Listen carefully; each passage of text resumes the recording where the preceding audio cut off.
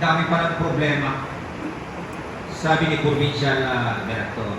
So, this coming July 30, diyan mo na communication na po, adaming EODB forum tayo, entire Ilocos Norte.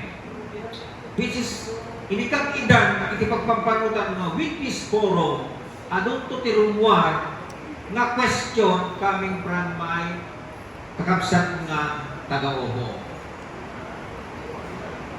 Ado, not only net metering, kurang katakutan, and also with the dati pa nag-coordination iti business permitting namin to streamline the ipupunto na. So, how we make it fast and attractive business industry here in Ilocos. So, tiko na, ma'am, madlaw ko dati discussion tayo ko, the perspective view lang ko, BPLO, LEDIPO, and other agencies. First, you have to set the OBO. Kasi from the start, ni OBO, di pakrugyan na haan na makagaraw the other agency or department, no haan nga at first ni OBO. Di ba ako BFP? You cannot make an exec, you cannot make an FC without endorsement coming from the OBO.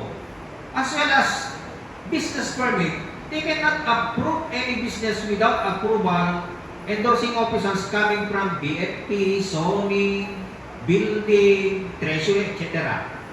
So, kung titignan natin na ma'am, PD, si OBO talaga ang tutukan nyo. Alam nyo, kaming mga OBO, nagseselos na kami.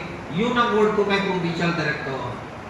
Nagseselos na kami kasi kung titignan nyo, lahat ng mga communication, lahat ng mga applicant na mga investors natin, BPLO at saka LEDIPO lang. Saan na kami? So, doon talaga nalaman na talagang maraming query si OBO with respect to the enforcement and implementation of building code and other pertinent laws involved in permitting. So, dali ako ti estado na ti net metering as far as I know nga ni ako Director PDOE after hearing in Ilocos Norte, I immediately informed the National Office, DOE, with this problem na ako Kuya Advisor. So, itibatak-itatta gaputa to identify the application as to net metering that inform in net metering ako not actually nga sinurot ko but I have made an amendment. Tatay kurat ang ano sakti mas may saklang ako nga ako director ito masulat.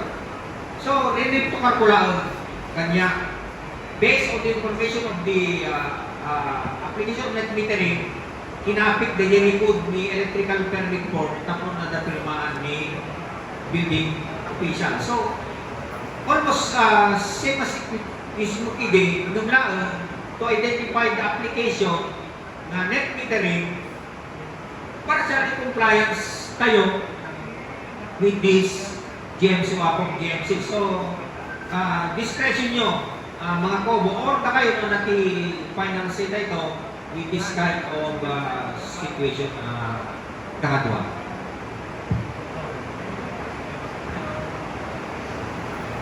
With that manifestation, may I move that we shall be unified and have a common form to be issued to our respective clients. May we siguro DJ common na practice to yun, na-adaptahan to yun. Tatlo members sa tayo since we start as one. Yun, adalan tayo mamot, DJ legal aspect na. Kasi parang, if ever we alter such issued pro forma application, haantay ka na maalat ni abuse of authority. Yun nga yun nga. So siguro adalan tayo man. Para iisa yung ginagawa natin. Kasi hindi natin naiiwasan.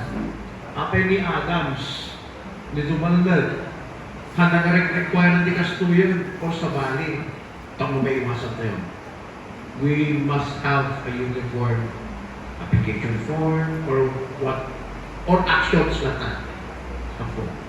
Yeah. So may I move na we will have the same forms, actions, and whatever documentations to be attached with this application. Okay, with the manifestation of our advisor, Engineer Rafi, before we give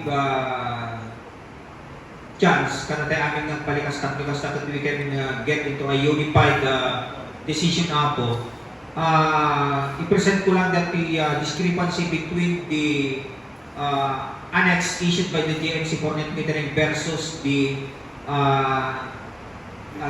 standard electrical permit form and CFEI and completion tayo po. So, tinpon namin ka the application net metering nga po is the application for net metering form, certificate of completion, and the CFEI.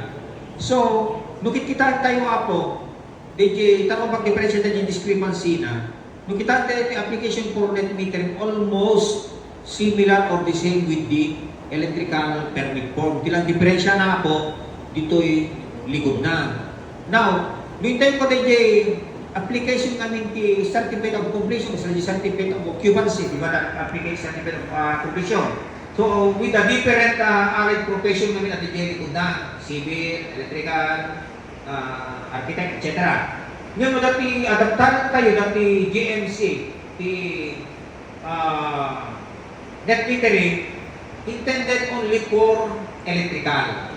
So, kanya pasok dati certificate of completion na which is still basis tayo kada yung standard tayo nga may issue nga CFEI. Ano po ako? Dahil makita nga discrepancy na as to the forms nga annexes na. So, may we know the recommendations of all the members of the OBO.